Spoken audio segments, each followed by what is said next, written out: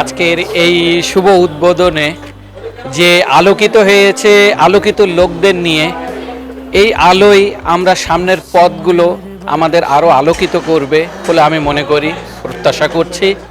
এবং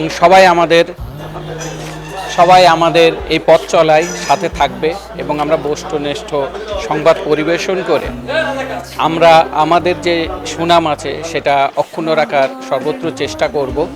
এবং আশা করি যে সুবর্ণভূমির আজকের এই যাত্রা আগামী দিনে পথ চলায় আমাদেরকে অনেক শক্তি যোগাবে। কেননা আজকে শহরের যে ব্যক্তিগুলো আমাদের সামনে এসেছেন, আমরা যে আশাটা আমাদের প্রতি তাদের আছে, সেই আশাটা আমরা যাতে পূরণ করতে পারি, সেই লক্ষ্যেই আমাদের আগামীর পথ চলা হোক। ফিরেছে আবার